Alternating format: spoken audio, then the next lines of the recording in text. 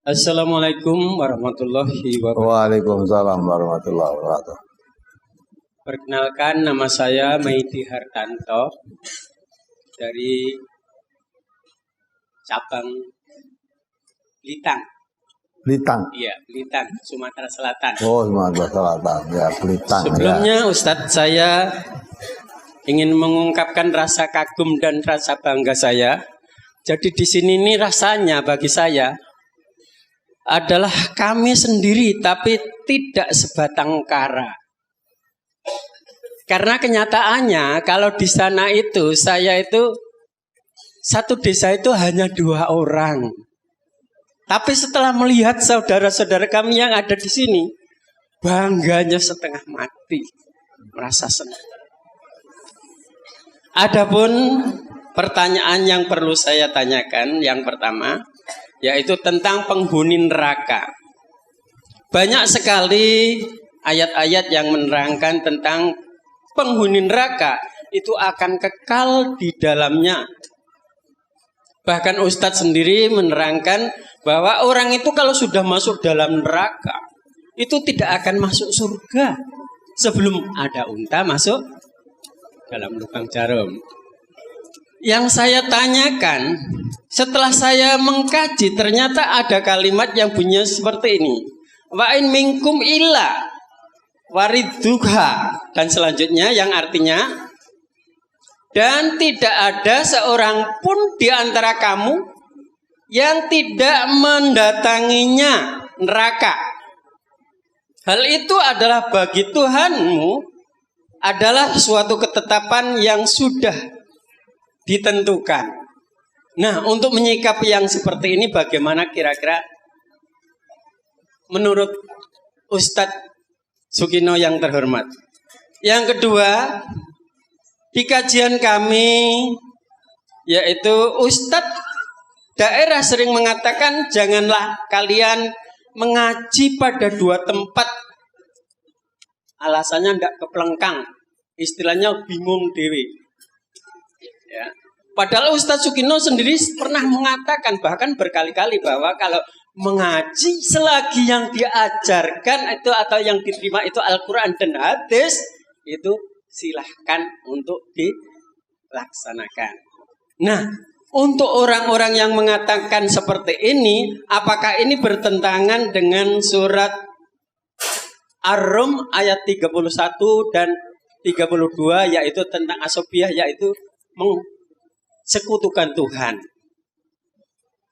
Sedangkan yang ketiga ini ada pertanyaan titipan, yaitu tentang orang musyrik. Jadi orang musyrik itu, perbuatan musyrik itu adalah dibenci Allah. Perbuatan musyrik itu adalah dosa yang besar.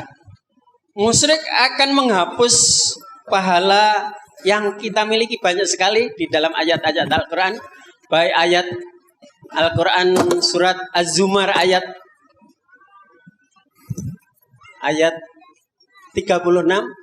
ya, 36 65 ataupun di dalam surat Al-An'am ayat 88 bahwa orang yang melakukan musyrik itu walaupun kita beribadah semaksimal mungkin akan hilang dan hapus pahalanya. Yang saya tanyakan, perilaku-perilaku sekarang termasuk mensekutukan Tuhan atau termasuk orang-orang yang percaya pada dukun, santet dan sebagainya itu adalah perilaku-perilaku musyrik. Nah, berdasarkan media saat ini banyak sekali perilaku-perilaku yang tidak bisa dipikir secara akal. Karena Pak Ustadz pernah mengatakan bahwa santet itu tidak ada. Ya, bahkan waktu itu menentang, kalau ada tolong disantet saya, kan gitu. Nah, yang saya tanyakan, perilaku-perilaku yang ada di dalam TV itu setan itu menyusup pada manusia dan sebagainya banyak sekali, seperti Ustadz Danu yang mengobati orang-orang yang sedang penyakit atau kesurupan. Dan yang saya tanyakan anehnya satu, seperti seorang yang bernama Limbat, besi yang segini, kalau kita berpikir secara umum, secara manusia akal biasa, itu saya kira tidak mampu untuk berbuat. Yang sebesar ini dibingkongkan dengan seperti itu mudahnya. Maka perilaku ini kira-kira perilaku apa dan ilmu apa yang dipakai? Saya kira itu saja yang dapat saya sampaikan. Ya.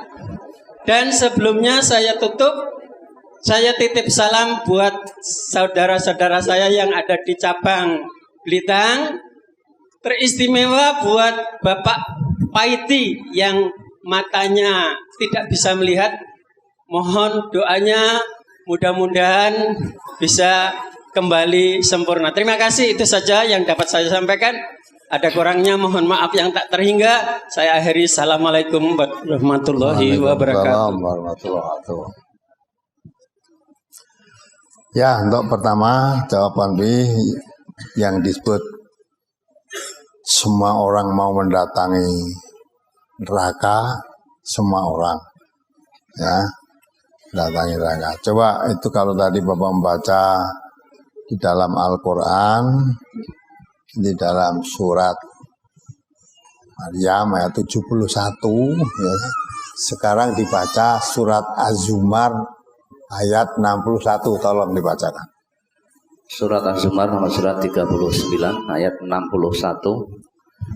A'udzu billahi minasyaitonir rajim. Wa yunajjillahu alladzina taqaw bimafazatihim la yamassuhumus su'u wa la hum yahzanun. Dan Allah menyelamatkan orang-orang yang bertakwa karena kemenangan mereka. Mereka tiada disentuh oleh azab neraka dan tidak pula mereka berduka cita. Itu yang bertakwa, disentuh neraka pun tidak, disentuh pun tidak, apalagi dibakar, disentuh pun tidak, dan tidak berduka cita. Adapun yang Bapak maksud tadi dalam ayat 71 coba dibaca itu. Semua orang akan mendatangi neraka. Surat Maryam nomor surat 19 ayat 71. Wa im minkum illa wariduha kana ala rabbika hatman maqdiyya. Ayat sebelumnya dibaca. Summa lanahnu a'lamu billadzina hum aula biha siriyya. Ya, sebelumnya lagi. Summa lananzi'anna min kulli syi'atin ayyuhum ashaddu 'ala ar-rahmani 'itiyya summa lanahnu a'lamu billadzina hum aula biha siriyya wa im minkum illa wariduha kana 'ala rabbika hatman maqdiyya. Kemudian pasti akan kami tarik pada tiap-tiap golongan siapa di antara mereka yang sangat durhaka kepada Tuhan yang Maha Pemurah. Dan kemudian kami sungguh lebih mengetahui orang-orang yang seharusnya dimasukkan ke dalam neraka. Dan tiada seorang pun daripadamu melainkan mendatangi neraka itu. Hal itu bagi Tuhanmu adalah suatu kemestian yang sudah ditetapkan. Ya kan Pak, siapa itu yang mesti ditetapkan oleh Allah masuk neraka itu siapa? Orang yang durhaka kepada Allah. Singkatnya orang kafir lah. Orang kafir atau orang yang durhaka kepada Allah. Tidak ada yang selamat. Semuanya pasti akan masukkan neraka. Tidak ada orang kafir masuk surga. Karena di dalam Al-Quran juga terangkan bahwa orang kafir itu disiapkan oleh Allah neraka. Ya. Dibaca dalam surat Al-Baqarah ayat 23 ya. Orang yang ragu terhadap kebenaran Al-Quran, Allah tantang mereka. Wa in kuntum fi raibim mimma nazzalna ala abdina fa'tu bi suratin min mislih. Ya, disuruh datangkan satu surat saja. Kalau kamu ragu terhadap kebenaran Al-Quran, datangkan satu surat saja. Wad'u syuhada'akum min dunillah in kuntum shadiqin. Boleh kamu memanggil siapa aja untuk membuat semacam atau seperti Al-Quran, memanggil siapa aja yang kamu anggap bisa membuat bersama-sama itu selain Allah, kamu panggil siapa aja boleh. Dilanjutkan pada berikutnya, wa in kuntum fi raibim mimma nazala ala abdina fa'tu bi suratin min mithlihi. Terus diterangkan wa illam tafalu walan tafalu fattaqun narul lati waquduhan nas wal hijarah wa'iddat lil kafirin. Dipeta komplit oleh Allah.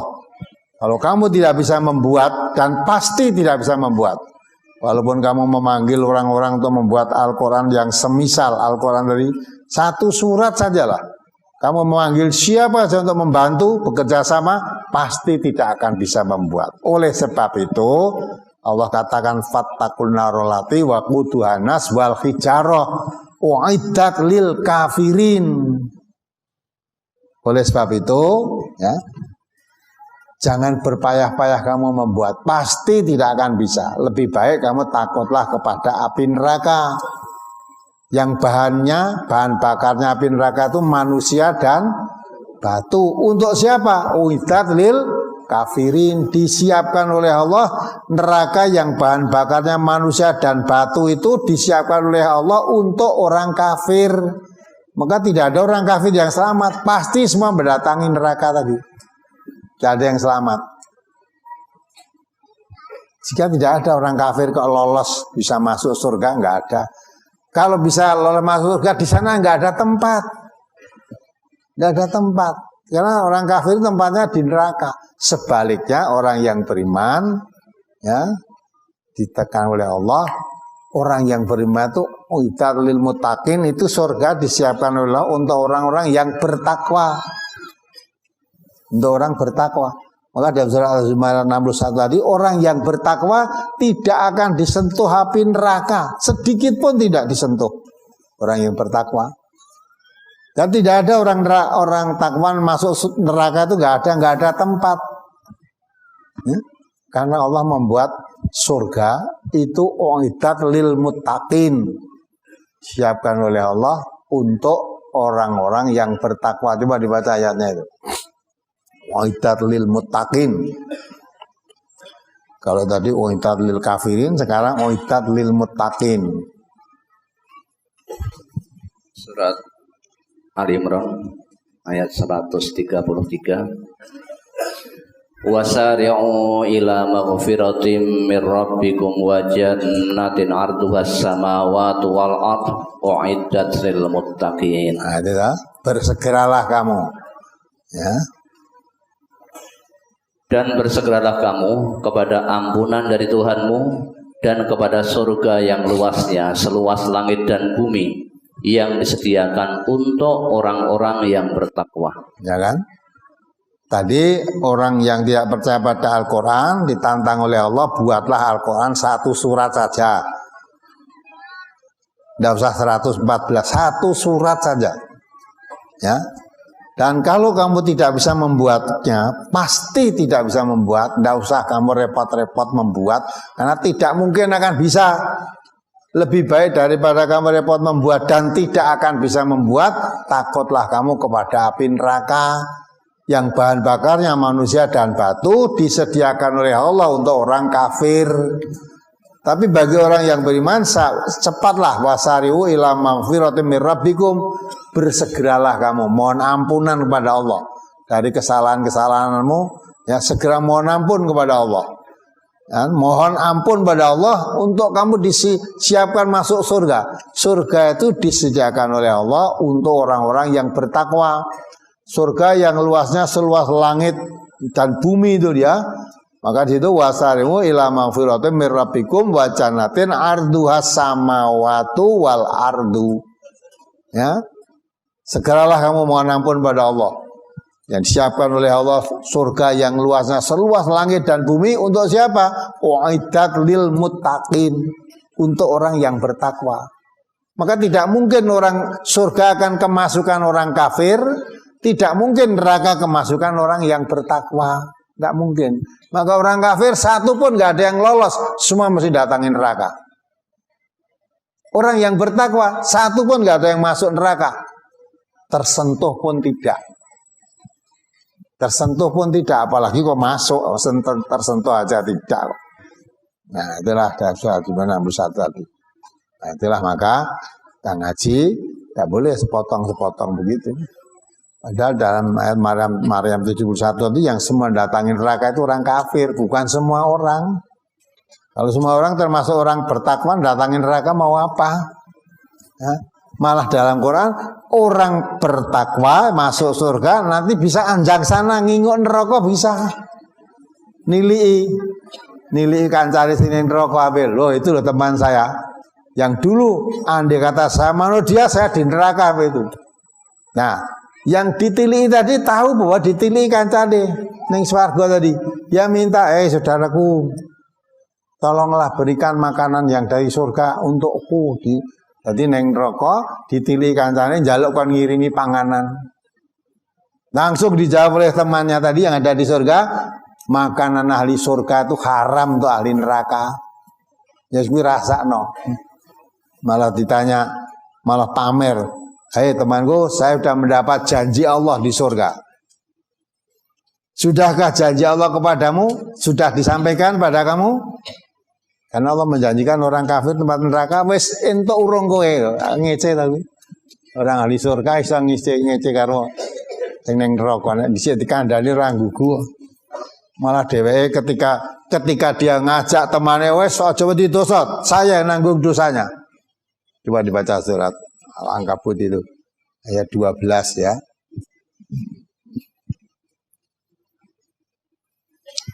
Surat Al-Ankabut ayat 12. Wa qala alladziina kafaru lil ladziina aamanu ittabi'u sabilana wal nahmil khotoyakum wa ma hum bihamilina min khotoyahum min syai' innakum lakadzibun. Dan berkatalah orang-orang kafir kepada orang-orang yang beriman, ikutilah jalan kami dan nanti kami akan memikul dosa-dosamu. Dan mereka sendiri sedikit pun tidak sanggup memikul dosa-dosa mereka. Sesungguhnya mereka adalah benar-benar orang pendusta. Nah, itu ketika di dunia kafir yang ngajak wong Islam, ayo apalah ajak misalnya apa judi, apa main, apa ke medukun, apa dan sebagainya. Nek wong Islam wah kuwi dosa syirik kuwi. Dosa. Nek wong kafir tadi wis aja wedi nek dosa tak tanggunge. Ya. Kowe melu jalanku, nek nganti kowe wedi dosa sok tanggung aku. Wong kafir itu wani mikul dosa padahal Allah sudah mengatakan wala taziru waziratun wizra ukhra. Seorang tidak bisa memikul dosanya orang lain. Man amila sholihan fali nafsihi wa man asaf 'alaiha. Siapa berbuat baik ya untuk sendiri, berbuat dosa ya ditanggung sendiri, nggak bisa saling tanggung renteng, ya, saling menanggung, saling bagi-bagi, nggak bisa. Nah, itu Quran.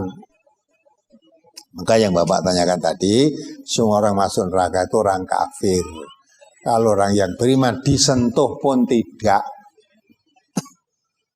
Nah, kemudian pertanyaan kedua apa tadi?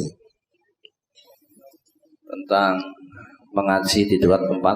Nah, ngaji di dua tempat itu untuk pendidikan. Maksudnya gini Pak, bukan tidak boleh kalau kamu ngaji di suatu tempat, misalnya di MTATW, ya, ngaji dulu di MTATW sampai paham. Kalau sudah paham, ngaji kemana aja boleh. Pada guru siapapun boleh. Silakan, kalau sudah paham. Lah kalau belum paham, ngaji di sini diterangkan. Terus ngaji tempat lain, keterangannya beda kan bingung jadi. Ya. Di sini misalnya tadi ngaji, pokoknya nek kowe kepengin ya, kamu orang tuamu juga baik, bagi-bagi ganjaran. Kirim ganjaran ke sana, kirim ganjaran ke sana, kirim ganjaran ke sana. Nah, ditanyakan di sini, kirim-kirim ganjaran tuh saya belum tahu dasarnya. Ya, wongnya itu minta becek, pahalanya kalau ada pahala ya untuk dirinya sendiri. Kalau berbuat jelek, dosanya ya untuk dirinya sendiri. Ya, malah diterangkan tidak bisa bapak menolong anak, anak menolong bapak. Coba dibaca surat Abasa itu. Surat Abasa. Ya 34 ayat berapa itu? Surat Abasa surat 80 ayat 34. Yauma yafirrul mar'u min akhihi wa ummihi wa abihi wa sahibatihi wa banihi likulli imri'in minhum yauma idzin sya'nu yughni.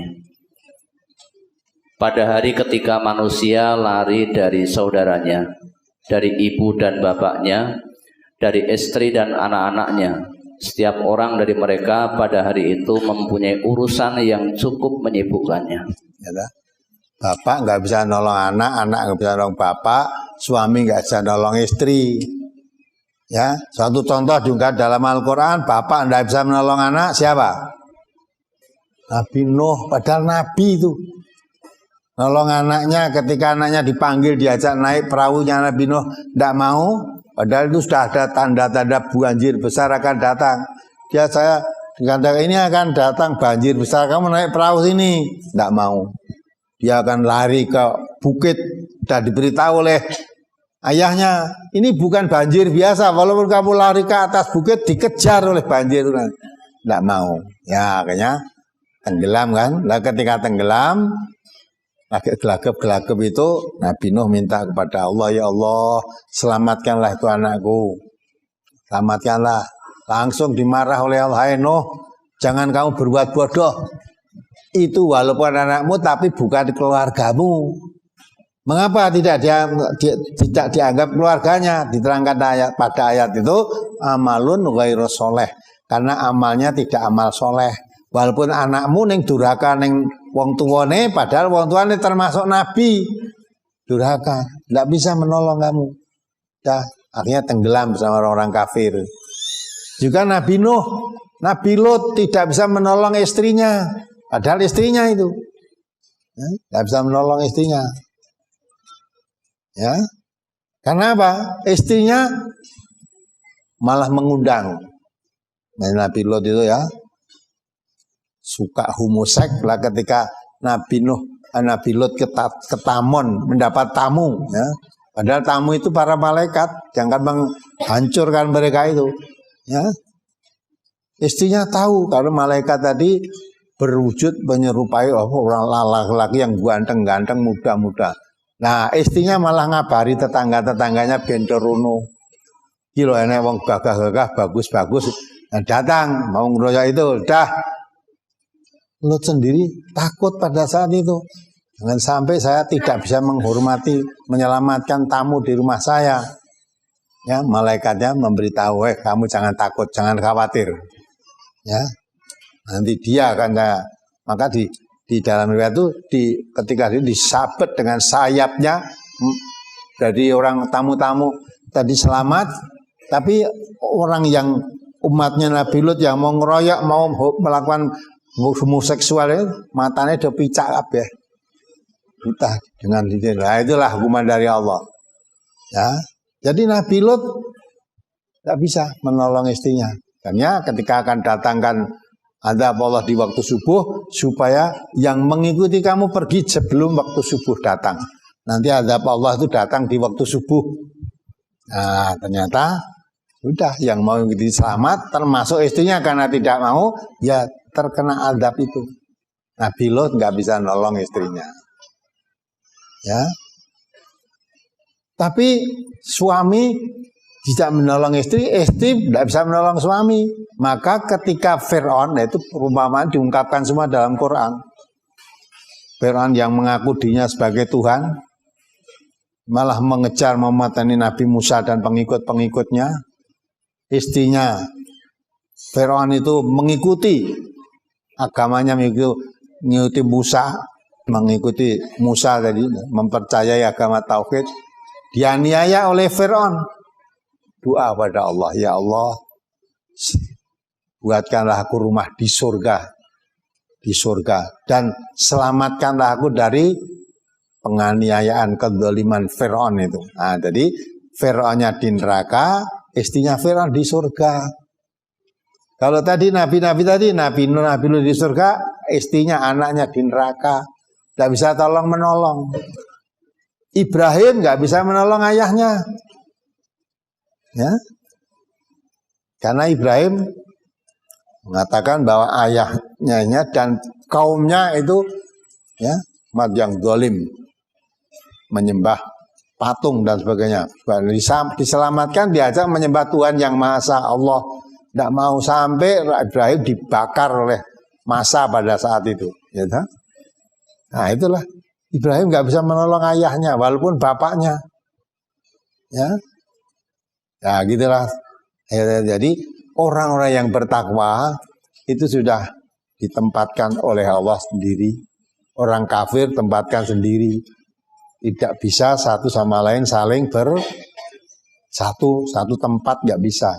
Maka orang yang bertakwa tempatnya di surga, ya, tidak bisa membantu menolak. Kalau kita ngaji di sini, bapak nggak bisa nolong anak, anak nggak bisa nolong bapak, suami nggak bisa nolong istri. Diterangkan itu ayatnya itu, tuh ngaji di tempat lain diterangkan. Ya, sana bapakmu, pendak malam Jumat pendak kiri mono, Fatihah sing akeh kiri mono, ndak rapiat selamat. Bingung toh? Di sini diterangkan ora iso nulung bapake, di tempat lain diterangke kon ngirimi ganjaran sing akeh ki mau. Nah, karena orang baru sing bener ndi? Sing bener ndi ndelok. Oh, la ustate kono ora nganggo jubah, ra ngomong kupulukan tok kek klambine batik apa meneh klambi. Nah, nek ustazine kono kan jubahe gede, palung tasbih, jenggote panjang. Nah, ya gitu. Nah, wis sing akhirnya didelok ostate. Ya ta? Padahal kalau orang kamu jangan lihat ungdur makola wala tangdur mankola. Kamu jangan melihat siapa yang mengucap, tapi dilihat apa ucapannya. Walaupun yang mengucap pakaiannya seperti itu, ya, meyakinkan, tapi ucapannya tidak betul. Sekalipun ini budak Habasah, ya, yang rambutnya itu seperti kismis,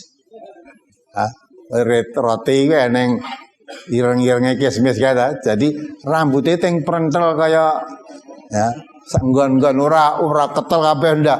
Tapi kalau ngomongannya bener itu yang dipakai. Ora kok wong budak ya omong apa ndak. Itu yang kalau ngomongnya bener harus dipakai itu. Wajib. Tapi kalau sekalipun yang ngomong raja, kalau itu nyalai Quran dan Sunnah, la sam'a wala ta'ata, jangan didengar, jangan ditaati. Nah, umumnya orang kita, orang ini ya juga itu, nah, pertemuan, nek sing ngomong wong dianggap wong sugih, wong berpangkat dirungokke. Nek sing ngomong tukang latihan wong batu, gitu. Terus sampai gue lagi usul nih pertemuan RT, serah dirungokke. Ngomong apa iki? Ngomong apa aja lah. Nek sing ngomong wong wah apa nih? Pejabat bakal wah kuwi rungokke kabeh. Lagi teko wis sambut kayak numpak mobil bagus teko kabeh menyambut. Nek sing teko kuwi mau wong ora berpangkat apa meneh ora sugih sisan mlengos. Itu Nabi pun ngalami begitu, ditegur oleh Nabi, oleh Allah. Coba dibaca surat Abasa itu. Sifat manusia pada umumnya seperti itu. Nabi pernah ngadepi penggede itu serius banget. Tahu-tahu ada orang buta datang. Minta pengajaran atau beri pelajaran, dia akan membersihkan dirinya dari dosa. Nabi melengos. Rati kata kan cara Jawane, gue nyelo-nyelo wae iki aku lagi ngadepi penggede, kowe teko mbok sesuk apa kapan golek longgare dina turunkan ayat. Nah, surat Abasa surat 80 ayat 1 sampai 8. Bismillahirrahmanirrahim. Abasa wa tawalla an ja'ahul a'ma wa ma yudrika la'allahu yazakka aw yadzakkaru fatanfa'ahu dzikra amma man istaghna fa anta lahu tasadda wa ma 'alaika alla yazakka wa amma man ja'aka yas'a. Dia Muhammad bermuka masam dan berpaling karena telah datang seorang buta kepadanya. Tahukah kamu, barangkali ia ingin membersihkan dirinya dari dosa, atau dia ingin mendapatkan pengajaran, lalu pengajaran itu memberi manfaat kepadanya. Adapun orang yang merasa dirinya serba cukup, maka kamu melayaninya, padahal tidak ada celaan atasmu kalau dia tidak membersihkan diri atau beriman. Dan adapun orang yang datang kepadamu dengan bersegera untuk mendapatkan pengajaran. Ya kan? Jadi ya, Nabi sedang menghadapi penggede-penggede, orang yang merasa cukup, ya pembesar-pembesar Quraisy saat itu, dan orang kaya-kaya. Nabi serius menghadapi. Ya. Tahu-tahu sedang Nabi menghadapi dengan mereka tadi, Ibnu Ummi Maktum datang, orang buta. Padahal datang itu membersihkan dirinya, minta pengajaran dari Rasulullah untuk membersihkan dirinya dari dosa-dosa atau untuk menempuh jalan yang lurus dengan petunjuk Rasulullah. Nabi melengos. Padahal Nabi menghadapi orang-orang yang dirinya serba cukup tadi serius, maka ditegur oleh Allah. Orang yang datang meminta pengajaran kamu malingkan muka. Sedang menghadapi orang yang serba cukup tadi, tidak mau menerima ajaranmu pun kamu terima dengan serius. Nah, itu ditegur oleh Allah. Nah, umumnya orang begitu. Menerima tamu tuh kita muni wong sugih karo wong melarat beda. Ya kan? Beda apa enggak? Nah, mulai jagongan barang ini kadang karena sudah biasa begitu orang menempatkan diri.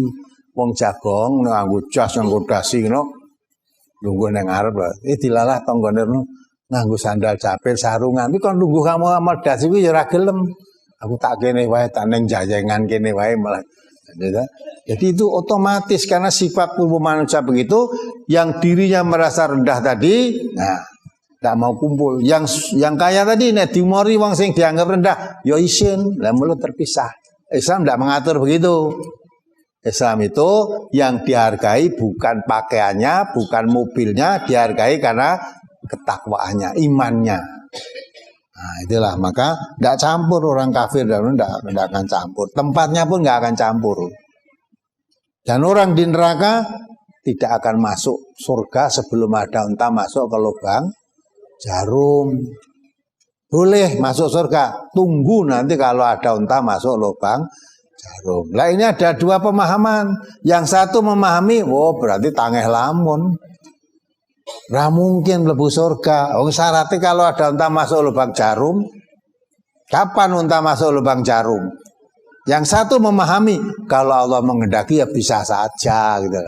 Allah itu menghendaki apa saja bisa kok. Walaupun unta masuk lubang jarum bisa mula tunggunen. Neng rokok kepengen masuk surga tunggu dulu. Nanti kalau ada unta masuk lubang jarum pasti kamu dimasukkan surga. Dan yang satu, mbak gue tunggu sampai kapan? Tidak mungkin unta masuk lubang jarum itu. Kalau sudah beda pendapat, kalau saya yel-yelan, masing-masing sama-sama menunggu gitu loh. Nah sekarang kalau kita tanya, unta masuk lubang jarum bisa nggak?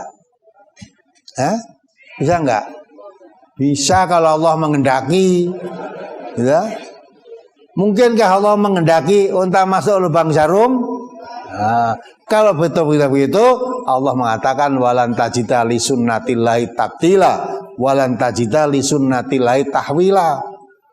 Kamu tidak akan menjumpai ketetapan Allah mengalami perubahan atau ketetapan Allah mengalami pergantian, enggak akan kamu jumpai. Ya. Kalau mencari pepatah Indonesia pun mengatakan besar pasak daripada tiang. Nah, saya pasak apa tiang? Ya orang ngerti tak saya. Kalau dulu tak sekolah tuh nganggo blapak gitu loh. Papan tulis itu juga jagrak. Untuk nyeleh ke papan tulis ada kayu yang dimasukkan di lubang-lubangnya tadi. Pakai lubangan terus ditumpahi pantule. Lah nek bolongane karo kayune gede bolongane bisa masuk enggak? Enggak mungkin. Padahal ini unta besar sakmono kok masuk lubang jarum. Kalau unta sudah bisa masuk lubang jarum, berarti itu sudah bukan jarum lagi. Ya, nek jarum bolongane karo unta bisa mlebu nggo ndondomi apa? Ndondomi apa itu? Nah, maka itu maksudnya itu tidak mungkin, maksudnya gitu. Seperti ada hadis Nabi menerangkan, ya, wanita atau orang yang menangis karena takut kepada Allah, takutnya kepada Allah sehingga menangis. Menangisnya bukan kehilangan duit, bukan kelorot jabatan, bukan tidak panen, tapi takut kepada Allah. Mata yang menangis karena takut pada Allah tidak akan disentuh api neraka seperti air susu yang sudah keluar akan kembali ke teteknya. Air susu sudah keluar, isalah dibalik ke teteknya, bisa enggak? Enggak bisa. Maksudnya kalau orang menangis karena takut pada Allah itu gambarannya seperti air susu sudah keluar dari teteknya mau kembali, enggak mungkin. Maka tidak mungkin akan disentuh api neraka. Jadi mau mlebu swarga iki gampang, modalnya mau nangis mergo wedi ning Gusti Allah. Kita gampang nangis. Nangis medinya Allah itu bukan gampang. Nek nangis kehilangan duit rasah dikon. Nek wedi yang nangis wedi yang Gusti Allah angel. Angel itu. Nah, itulah maka itu yang Bapak tadi. Jadi pendapat-pendapat. Memang kalau ngaji satu tempat itu biar paham. Lah kalau kamu ngaji di sini udah paham, udah mau ngaji kemana aja silahkan. Ya, bab ngerti ini ngaji di MTA diterangkan Quran dan Sunnah. Kalau nanti ngaji tempat lain diterang ke ini, terang ke itu, tidak ada Quran, nggak ada Sunnah, wis hambar, wis kroso ngerti. Ya, padahal banyak biasanya kajian-kajian yang mau dagelan guyon-guyonan, ya dah. Terus nanti terangke ya orang yang keterangan Quran ini hadisnya piye. Nah, diterangke. Nah kalau kamu masih bisa terpengaruh ya silahkan. Tapi kamu sudah punya modal ilmu. Yaitu maka bukannya tidak boleh karena baru binaan supaya kamu paham. Ngojo melu kono melu kene bingung. Bingung. Ya kan? Ada yang menerangkan ya seolah-olah itu benar, diterangkan itu tidak benar. Nah, kalau orang sudah mencari ilmu itu ngerti dasarnya apa, neng kono mau neng kene dasarnya apa. Orang yang menuntut ilmu ngerti pasti yang dipegang yang pakai dasar. Ya, sedang apa itu Islam itu dasarnya Quran dan Sunnah, lainnya tidak.